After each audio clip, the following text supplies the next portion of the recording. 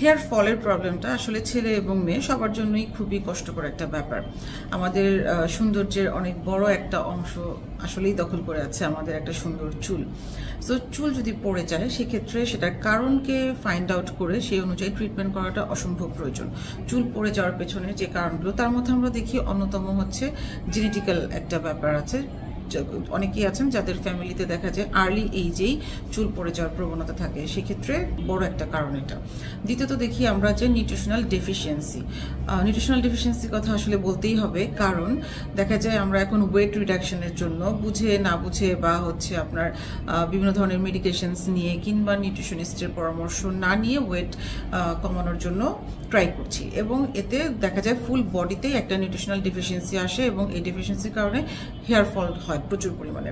Third যেটা দেখা যায় যে হরমোনাল ইস্যুস, বিভিন্ন হরমোনাল ডেফিসিয়েন্সি কিংবা এক্সেস হওয়ার কারণেও কিন্তু প্রচুর পরিমাণের চুল পড়তে পারে।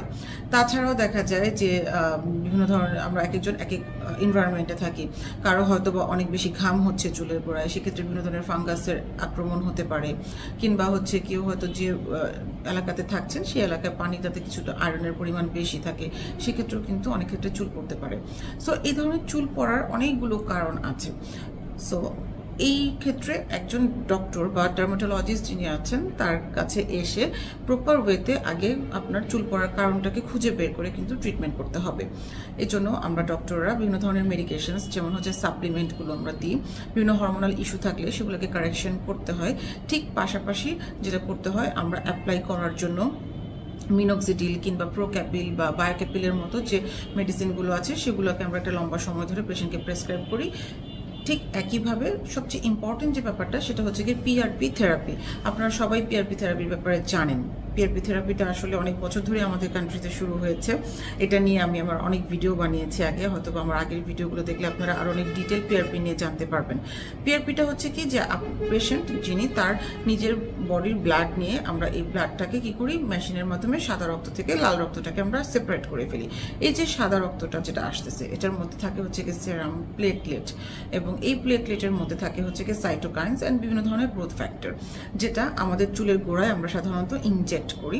এবং এটা ইনজেক্ট করার মাধ্যমে আমাদের স্ক্যাল্প বা চুলের গোড়াতে কি করছে, আমাদের যে হেয়ারের যে ফলিকলটা আছে এই হেয়ারের ফলিকলটাকে রিজুভিনেট করছে, তাই না? রিজুভিনেট করছে, দ্যাট মিনস আমাদের চুলের গোড়ায় নতুন নতুন করে ব্লাড ভেসেলস তৈরি হচ্ছে, রক্তনালী তৈরি হচ্ছে, এবং আমাদের চুলের গোড়ায় রক্ত সাপ্লাইটা কিন্তু অনেক এনরিচ হচ্ছে, তাই না?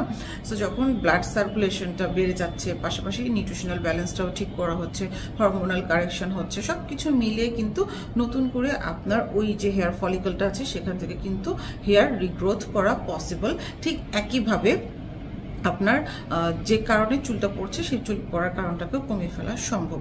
এই যে পিআরপি আমরা করছি, এই পিআরপি কিন্তু কয়েকটা সেশনস নিতে হবে, মিনিমাম 7 থেকে 10টা সেশনসের প্রয়োজন হয়। আমরা সাধারণত 3 উইকলি একটা করে সেশনস করছি, এবং এর মাধ্যমে আপনার চুল পড়া বন্ধ হবে, নতুন করে চুল গজাবে, এবং অলরেডি আপনার মাথায় যে চুলটা আছে সেই চুলটা কিন্তু আরও বেশি সুন্দর হবে, স্বাস্থ্যকর হবে। সো চুল পড়ার সমস্যা যখনই আপনাদের শুরু হচ্ছে তখনই কিন্তু আপনাদেরকে সাথে সাথে ট্রিটমেন্ট শুরু করা প্রয়োজন। এটাকে নিয়ে বসে থাকা আসলে ভুল, যে আমি কিছুদিন পরে যাই একটু দেখি কি হচ্ছে, আসলে বসে থাকার অবকাশ নেই। এক্ষেত্রে চুল পড়তে শুরু করলে অবশ্যই একজনের ডার্মাটোলজিস্টের সাথে কনসালটেশন করে প্রপার ওয়েতে আপনাকে ট্রিটমেন্ট করতে হবে। থ্যাংক ইউ সবাইকে।